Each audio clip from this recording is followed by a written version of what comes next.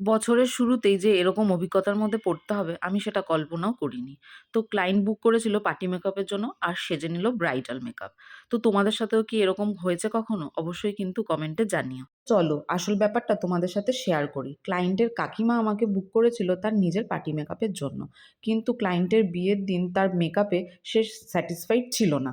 তো সেই জন্য অন দ্য ওয়ে যখন সে বাপের বাড়ি থেকে শ্বশুরবাড়িতে আসে, তখন ও আমাকে গাড়িতে থাকাকালীনই আমার সাথে কথা বলে বুকিং করে নিয়েছিল।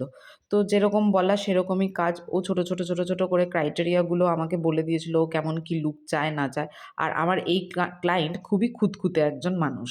তো আমি যতই মানে করে দিই না কেন ওর কোনোটাই যেন পছন্দ হচ্ছিল না। যেহেতু এটা কী কারণে হয় সাধারণত আমি বলি যে, যেহেতু আগের মেকআপ আর্টিস্টের কাছে সে স্যাটিসফাইড হয়নি, তাই জন্য পরের মেকআপ আর্টিস্টের কাছে তার একটা ভীতি হয়েই থাকে। এটা কম বেশি প্রত্যেকটা মানুষের ক্ষেত্রেই হয় যারা সাজে। তো ওরও ঠিক সেই রকমটাই হয়েছিল। ও তো প্রথম কথা কলকা করতেই চাইছিল না। বলছিল যে, "না আমি কলকা করব না।"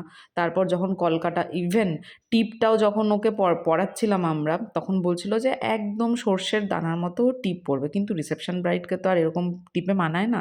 তো আমরা জোর করে ওর শ্বশুরবাড়ির লোকজনরা জোর করে ওকে বড় টিপ পরিয়েছিল। কিন্তু কলকাটা করার পর যখন ও নিজেই বলল যে, "ওয়াও! খুব সুন্দর লাগছে।"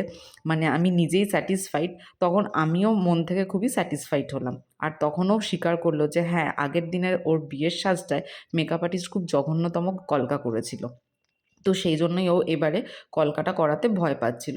আর আমি এখানে আরেকটাও কথা বলবো, আমাকে যারা বুকিং করছো তারা আমার কাজ দেখো, আমার প্রোফাইল সার্চ করো, আমার প্রোফাইলে যে সমস্ত পোস্ট ভিডিও আছে সেগুলো দেখে তোমরা আমাকে বুকিং করো। তোমরা আমাকে অন্যের কাজ দেখিয়ে বলছো এক্স্যাক্ট এরকম করে দিতে হবে, সেটা তো সম্ভব নয়। হ্যাঁ, তোমরা সাজেস্ট করতে পারো যে এরকম চাই, কিন্তু সেটা আমি কিছুটা করে দিতে পারবো। কিন্তু কোনো আর্টিস্টের কাজ আমি হুবহু কপি করতে পারি না, আর সেটা সম্ভবও নয়। প্রত্যেক আর্টিস্টের হাতের কাজ আলাদা আলাদা রকমের হয়ে থাকে।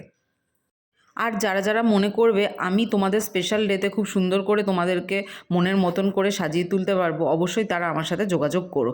আর আজকের লুকটা তোমাদের কেমন লাগলো অবশ্যই কমেন্টে জানিও। আর আমার এই মিষ্টি ব্রাইডটা খুবই জলি ছিল, আর হেয়ার স্টাইলটা, শাড়ি ড্র্যাপিং আর অল ওভার মেকআপ তার খুবই পছন্দের ছিল। সে কিছুটা খুঁতখুঁতে হলেও কিন্তু লাস্টে তার পুরোটাই অল ওভার মেকআপ খুব পছন্দ হয়েছিল। সবশেষে থ্যাংক ইউ জানাবো যে আমাকে অ্যাসিস্ট করেছিল মধুমিতা, আর প্রথম থেকে শেষ অবধি যে ছিল সেই প্রিয়া দিদি।